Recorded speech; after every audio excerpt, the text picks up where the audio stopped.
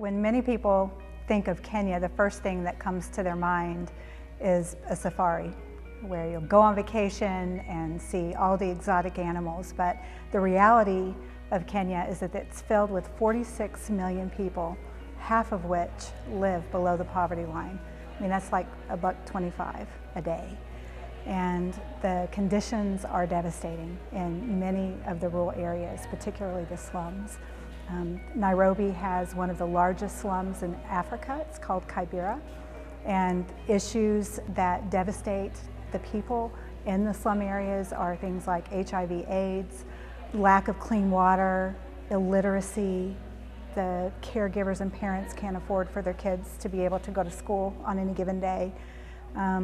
But we really believe, as an organization in World Orphans and as the global church, that God has instituted the church to be the means of care and grace to those who are orphaned and impoverished, to those who have real need in their community. So in 2010, 2 churches from across the globe partnered together.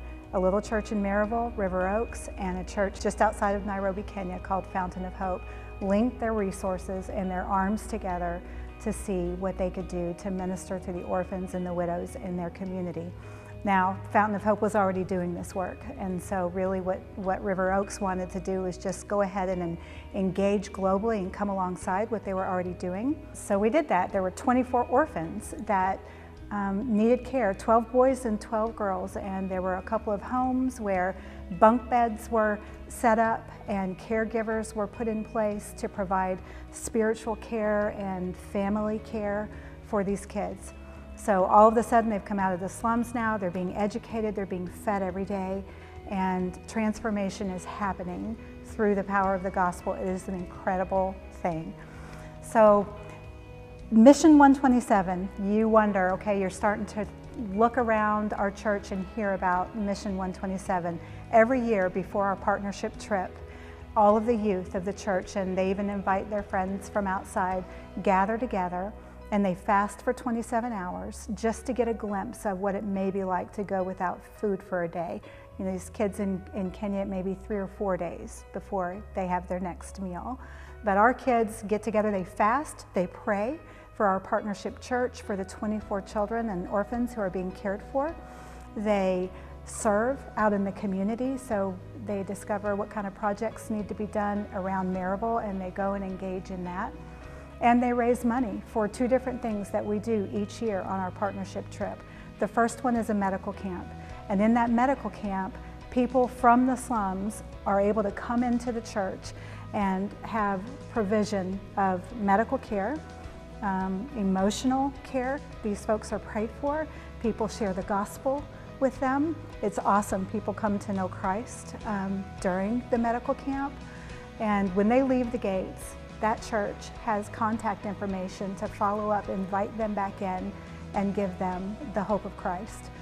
So it's a couple $1,000s each year when we raise funds for the medical camp, but well worth giving a few dollars towards the provision of someone else who is really, really sick. So that's the medical camp. The fundraising opportunity also includes a Kids' Day Out. As you guys know, the universal language of play defies cultural barriers. It defies age, language. When kids and adults get together on the ground and they play and they throw the ball back and forth, there's a connection that happens where there's more typically a disconnect cross-culturally. So those funds will go towards getting these kids off the compound, and this gives them an opportunity to be in a different place, to see another portion of their country, to play. It gives the 2 churches, River Oaks and Fountain of Hope, an opportunity to continue to deepen the bonds of their relationship together and their friendship together. So thank you all so much for your time. If you have any questions at all, please feel free to ask me or ask any one of these kids who will be participating in Mission 127.